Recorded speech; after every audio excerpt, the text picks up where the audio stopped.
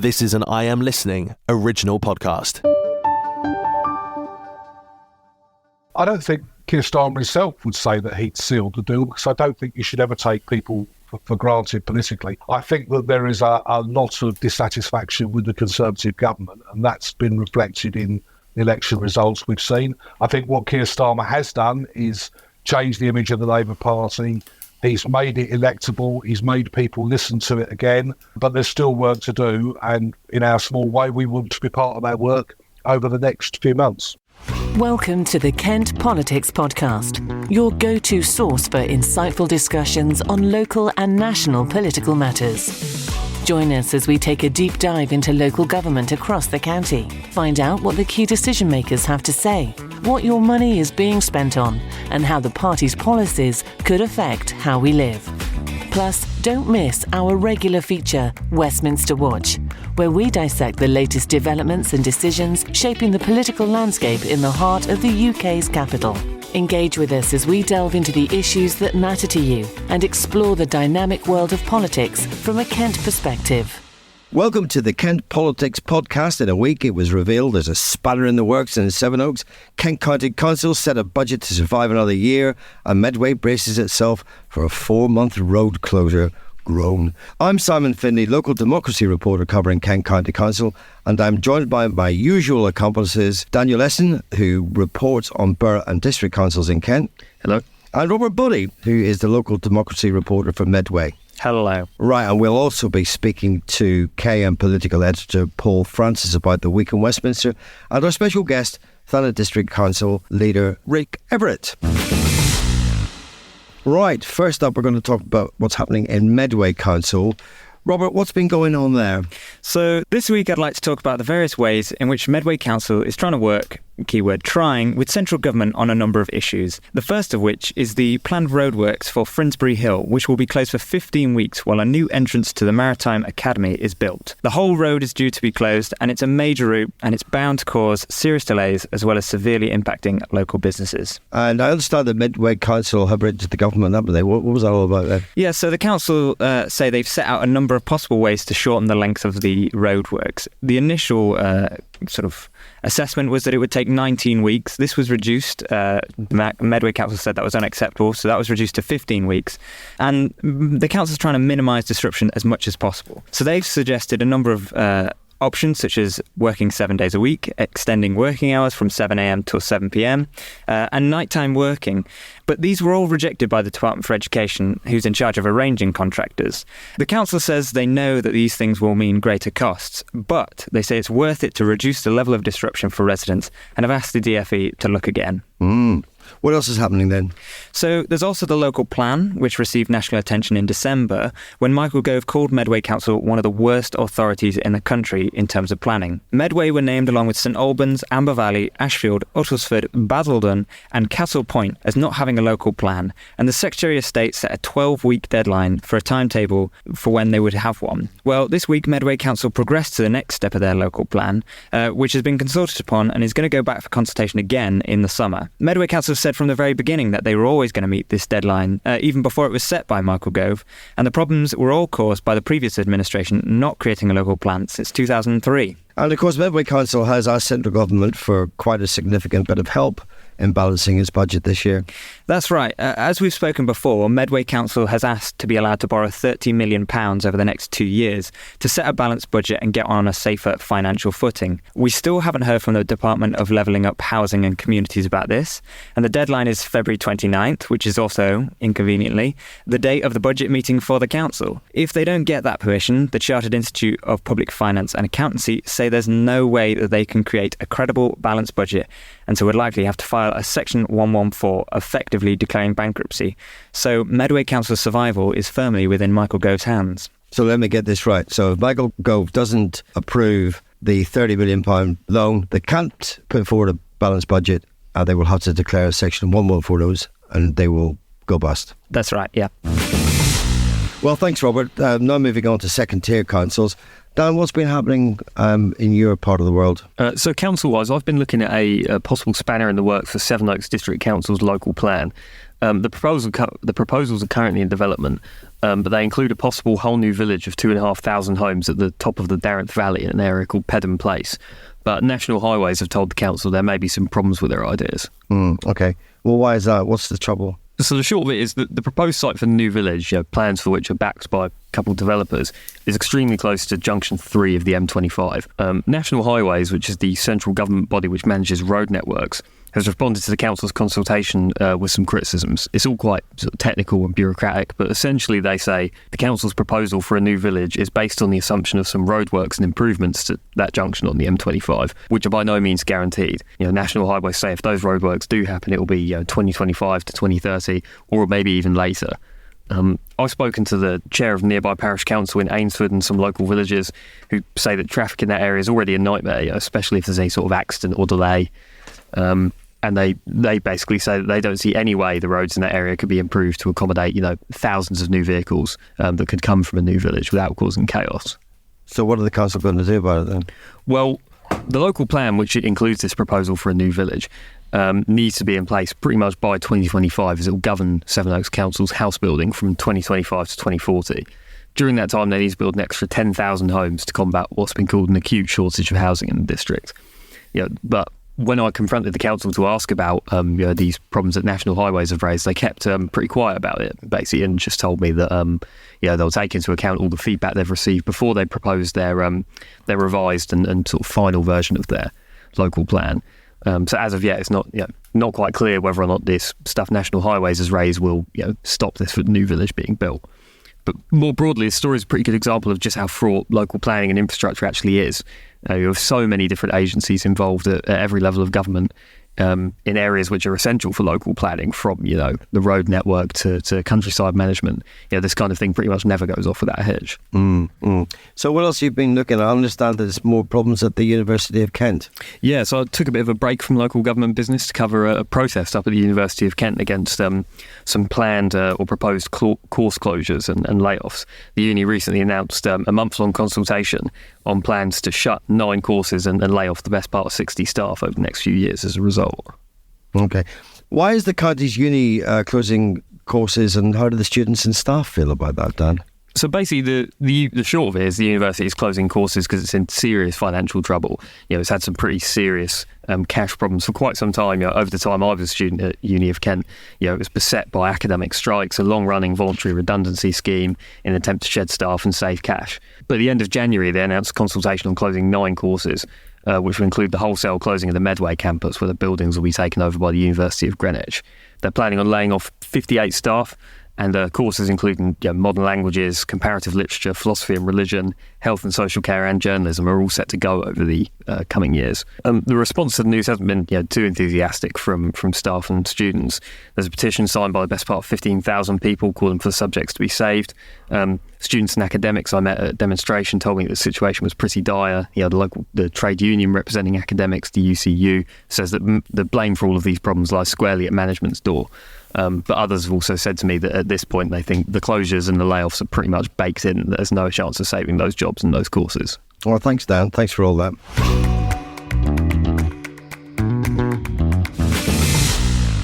So, Simon, I understand it was budget week at County Hall. How did that go? Well, it was a very long day. It was 8 hours to get through the business, but arguably it was the most important week in the history of Kent County Council, because passing the budget, which is once a formality at most local authorities, is now more of a declaration of survival. And KC started with a shortfall in its budget process of more than 80 million quid, and somehow they've managed to sort of find the money from down the back of the sofa, etc. But it was passed by 46 votes to 15 with a single abstention. There were 14 Conservative councillors apparently who weren't there. But the result was something of a foregone conclusion, as the Tories have got 3/4 of all the seats in the chamber. And what dragged it out were 8 amendments from the opposition parties, all of which were thoroughly and comprehensively rejected. So obviously they've got to save a pretty huge amount of money. Where have they actually made the savings? Well, there's no nook and cranny, no crevice that they haven't gone to have a look in for some cuts.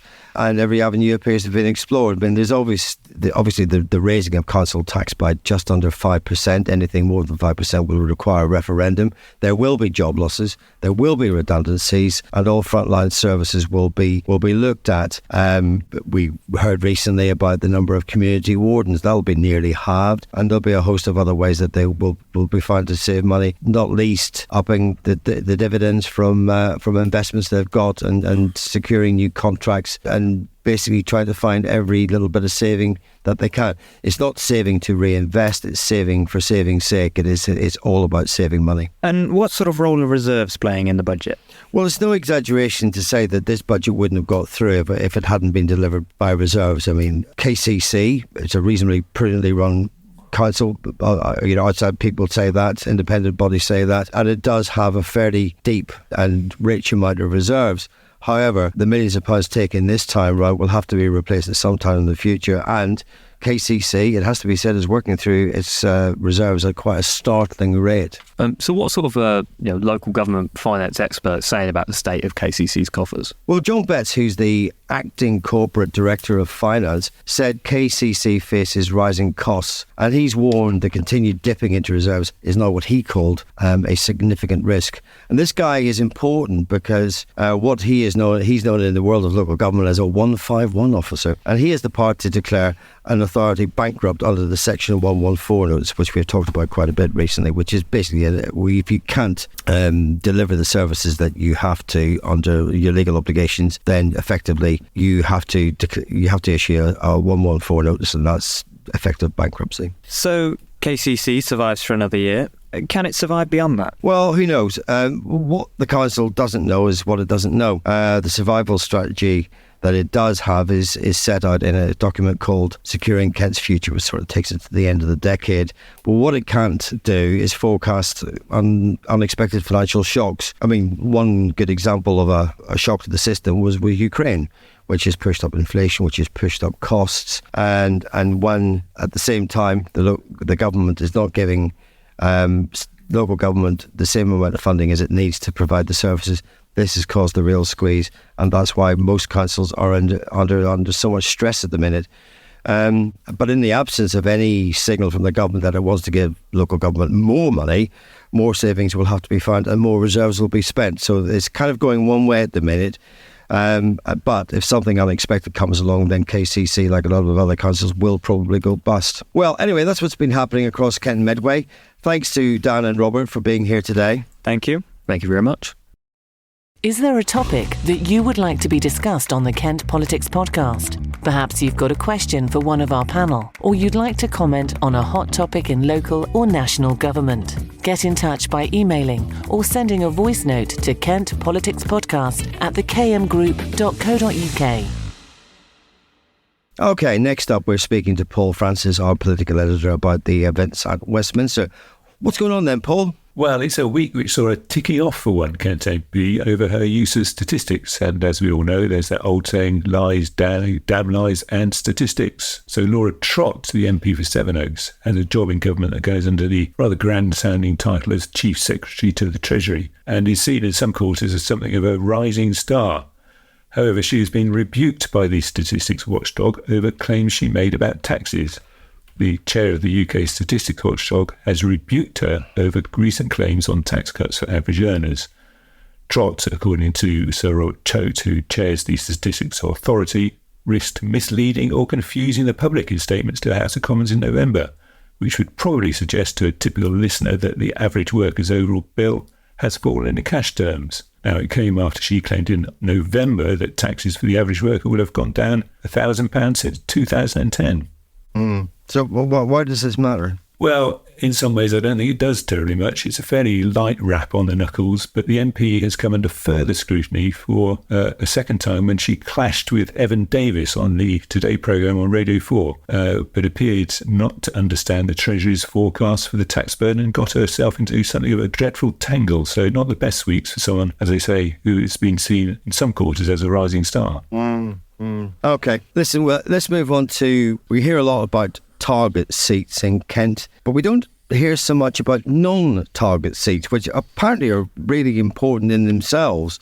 And you've been looking through some of them locally. Yeah, it's interesting to look at this from a different perspective rather than the sort of fairly intense focus people like us have on the target seats and whether they're going to be won by those who are targeting them. And Labour has around 200 constituencies which they basically have no chance of winning, and there's several of those in Kent. You can list the seats just by name.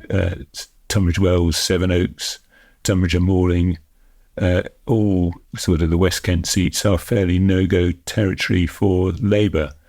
But we have an intriguing battle in a Kent seat following the announcement that Tracy Crouch is going to resign from her Chatham and Aylesford seat, which she won in 2010, but is now standing down. Now, Labour held that seat between 1997 and 2010, so it will come under the cover of a target seat. I think an interesting thing, Paul, on that was the recent by-election in Wellingborough saw Labour overturn a majority of 18,540 in the 2019 election, and Chatham and Aylesford similarly had a majority at 2019 of 18,540. So what was considered, or has always been considered recently as a safe seat amongst the three Medway constituencies, now not so safe at all. Absolutely, you're right there. It's not safe in any respect. And I think one of the issues is that Tracy Crouch carried a kind of personal vote, if you like, regardless of party politics. She was very popular in the same way that perhaps Anne Widdecombe, the former Mason MP, was prepared to speak her mind and tell people what she thought was going well and what was going wrong with government. You mentioned Tunbridge Wells just a second ago, Paul, and Labour don't appear to have chosen a candidate in Tunbridge Wells, yet that we know is possibly the number one target for the Liberal Democrats. Do you read anything into that? Are they going to give the Lib Dems a bit of an easy ride? Well, you could draw that conclusion. I think that there's not a universal view amongst Labour in Tunbridge Wells about whether to soft pedal on the seat in order to allow the Lib Dems to come in.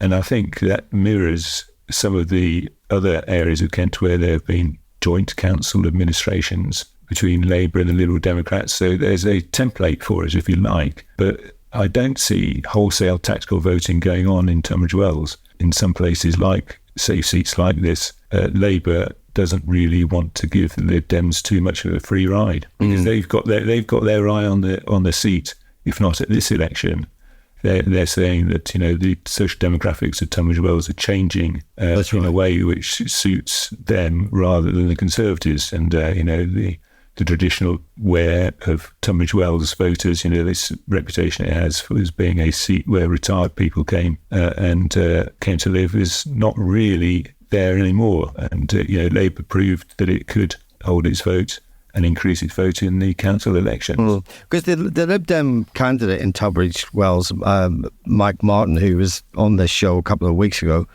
and he intimated, which was interesting, I thought, that there were two other seats that they're interested in, possibly because similar to demographic shifts and just a general shift in sort of mood that has happened since those Conservative MPs were elected. One was Laura Trott in Sevenoaks, but more interestingly enough, the redrawn constituency of Helen Grant in Maidstone and Malling. If you look through most of the divisions, most of the wards, the last council election, those went to the Liberal Democrats, and they've got a candidate there called Dave Nagy, who is a very well-known face in Maidstone, and certainly has the backing of people like Trudy Dean in the Malling areas of that. So whilst it would be a tall order to turn over a 20,000 majority that Helen Grant has, how do you assess their chances there then? Well, I think you're right in some respects. I remember from the 2017 election that the Lib Dems saw this as a seat which was in play. That was the phrase they used, rather than a target. It was a seat that they felt they had an outside chance of winning. Nick Clegg came down, did a couple of rallies, whipped up support amongst the party, and they were genuinely optimistic about their prospects. And they wound up their campaign, I seem to remember, in a vineyard in near Maidstone. But what happened is they got trounced, and the Tories held on comfortably.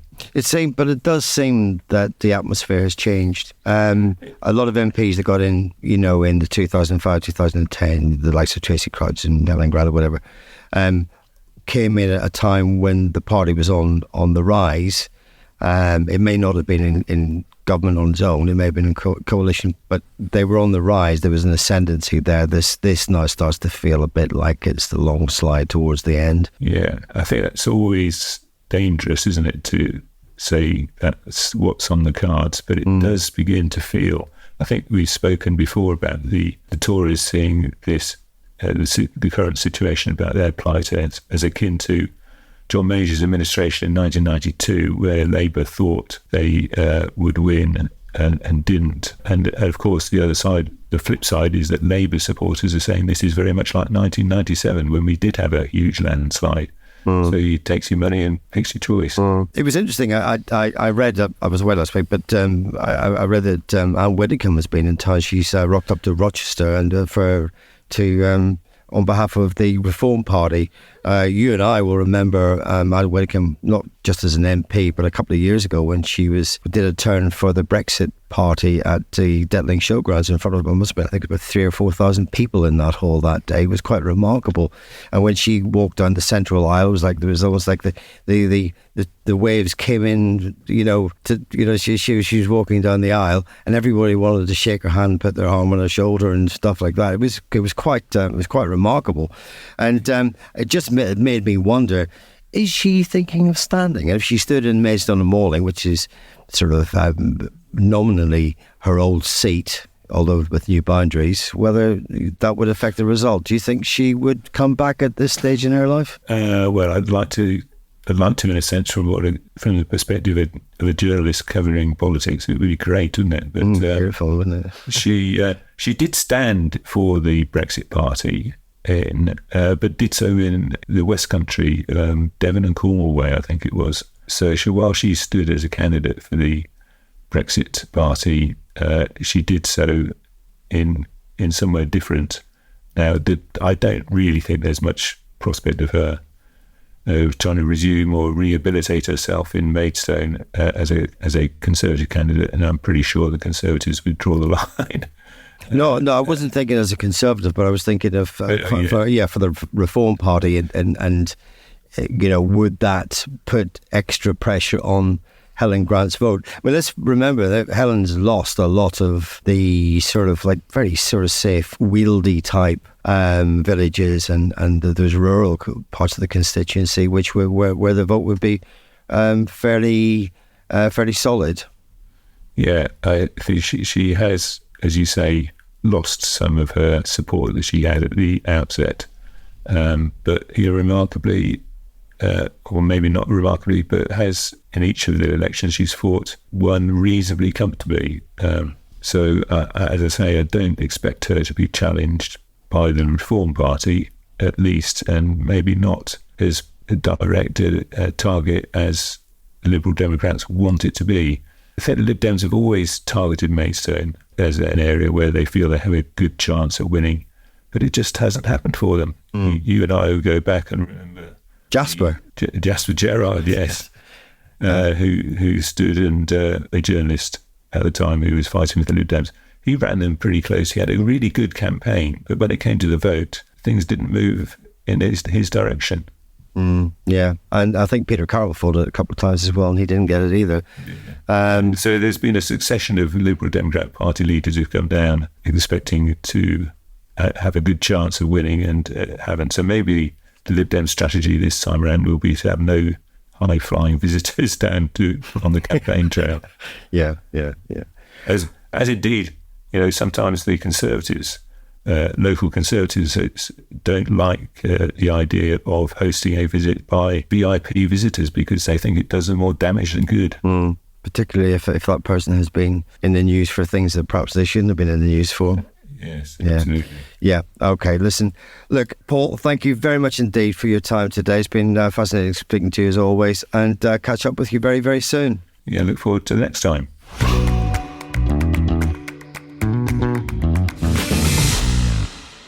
Next, I'm joined by this week's special guest, leader of Thanet District Council, Rick Everett. Rick, thanks for joining us.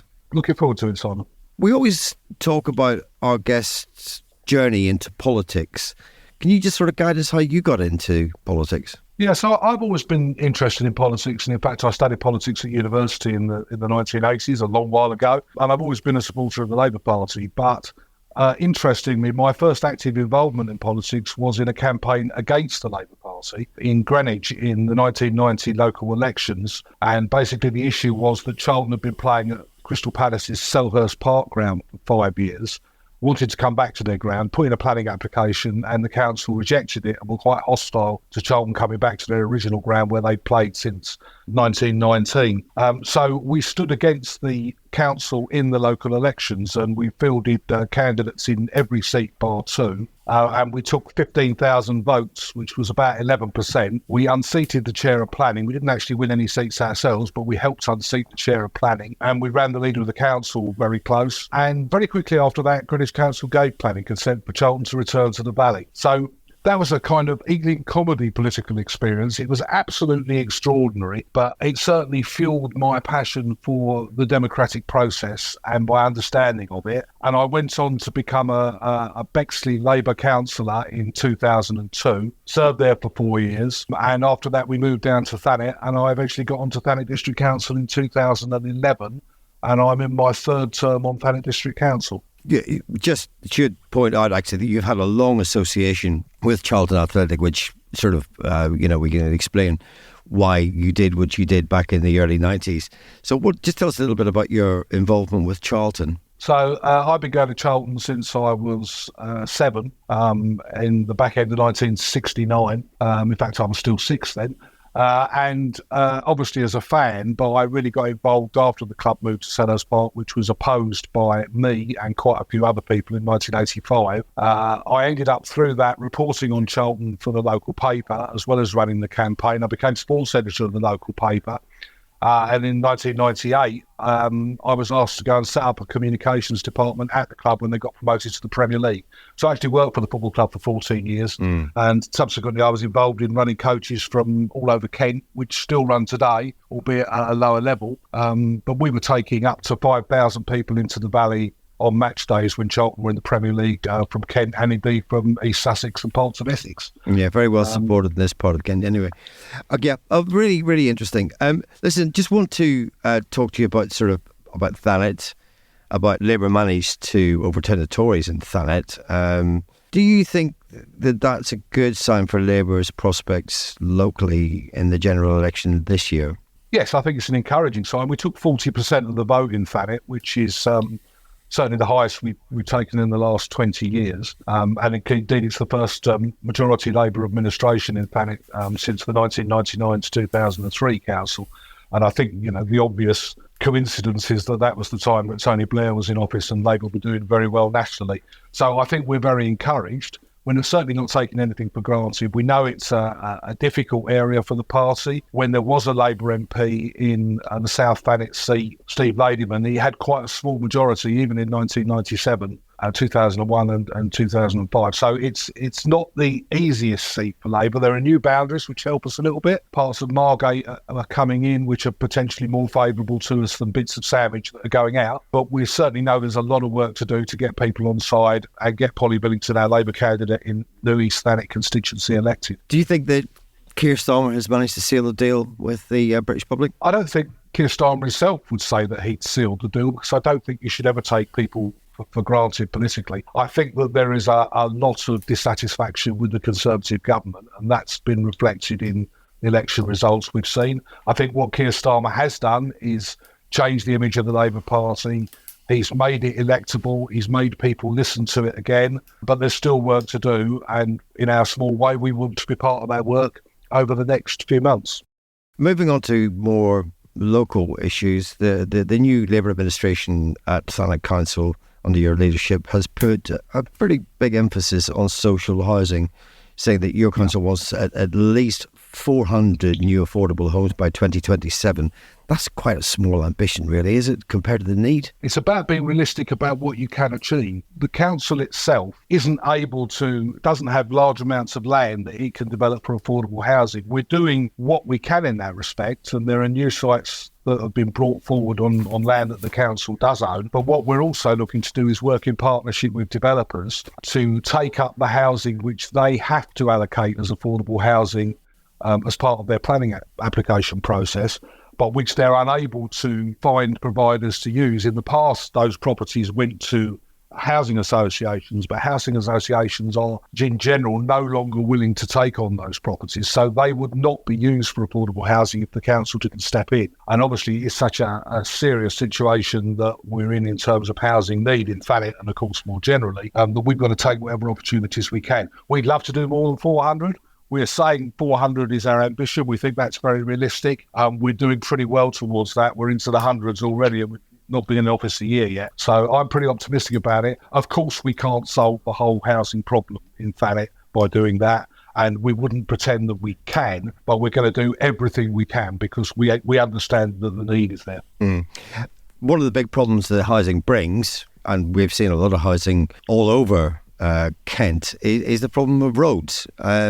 Do you think the roads are up to it in Thanet and that part of Kent? I think generally speaking, there's a problem with the state of the roads, which I think we all understand. And one of the things that gets people quite annoyed actually is the roadworks, some of which we've got going on in Thanet at the moment to facilitate new housing development, because obviously that causes delays in the meantime. There is a plan for a new Northern Link Road, which is advancing through the system, which will unlock some of these housing sites. We're hoping that we're going to get Kent County Council is going to get some government funding to do that. Otherwise, it does fall on the people trying to develop the sites. And that means in turn that they're less able to provide the affordable housing that we need because they've got to spend the money on infrastructure. But the infrastructure is built into the plan, and people will always be sceptical about whether it's adequate, and I absolutely understand that. But you don't plan to use these sites for housing without looking at the infrastructure first. Housing is obviously an issue, and you've just outlined what those problems are. But Thanet's also got another problem, is the water system, and partly down to the home sewage system and how Southern Water deals with it. What can Thanet Council do to hold Southern Water to account for issues such as water outages and dumping raw sewage into coastal waters? What can you just briefly tell the listeners, if they're not aware of it, what problems there have been in the past? Yeah, there's a problem of unauthorised sewage outflows into the sea, in particular, but there have been outages in terms of the water supply in the Broadbend area in particular, and this is an ongoing issue with Southern Water. Technically, we don't have a lot of authority to challenge Southern Water. Now, that doesn't mean to say that we don't challenge them. We do. We talk to them all the time. We talk to them particularly about water quality on our bathing beaches, because that's clearly a crucial part of Thanet's economy. We can't have a reputation which is about bad water quality around the street. So we're working with them on that all the time. But it is a difficult issue going forward. There are plans for major investment in the infrastructure, but we would say it's not enough and it's not quick enough. And we'll continue to put pressure on them, I think, not just locally, but certainly in conjunction with other Kent authorities and indeed nationally. And, we'd like to see the government take a firmer approach to the water companies.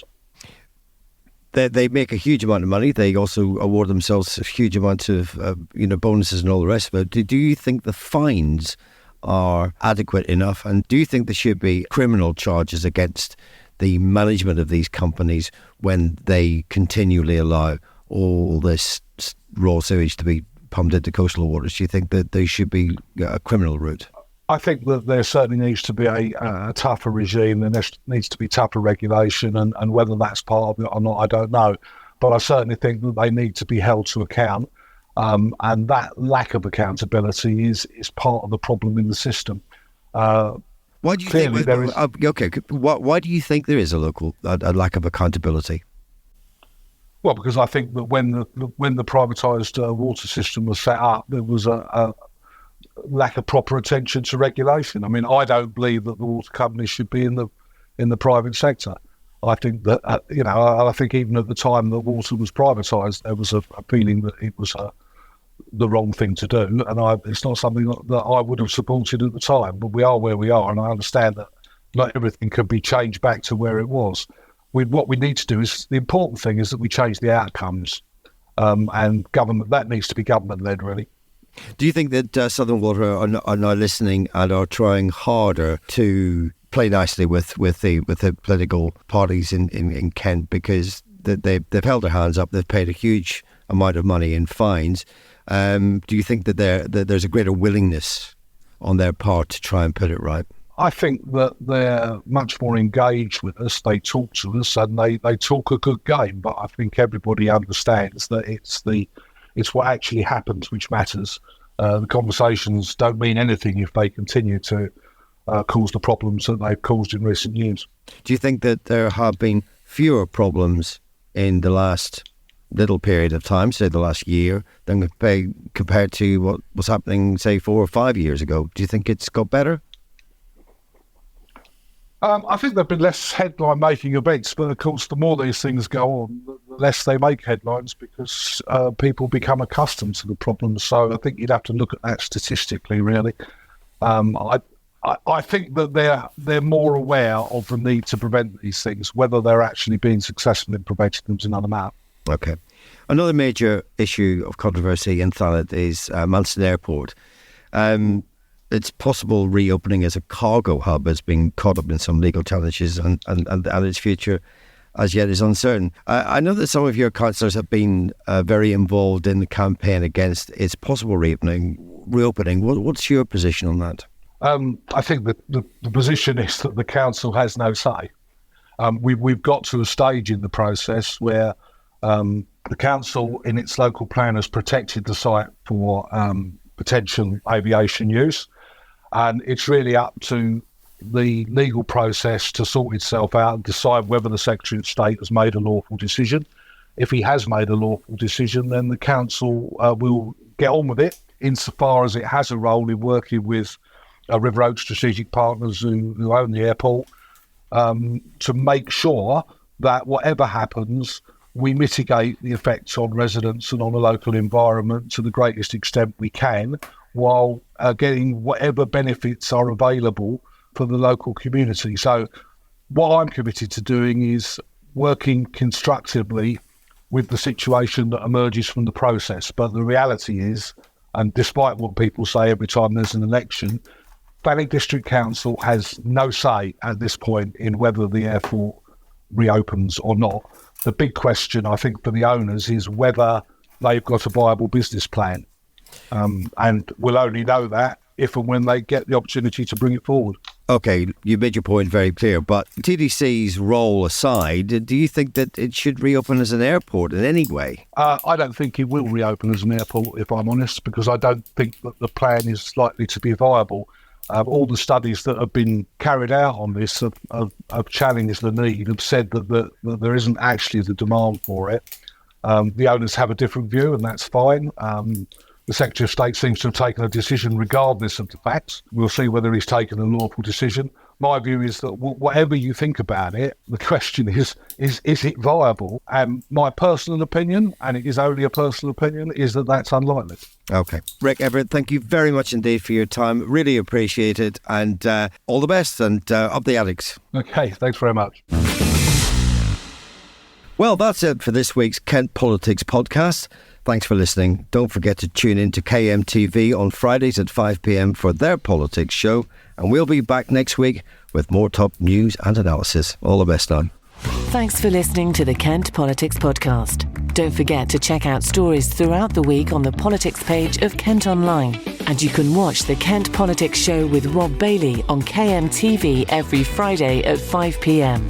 or on demand at kmtv.co.uk. This has been an I Am Listening original podcast. For more information, head over to our website, im-listening.co.uk.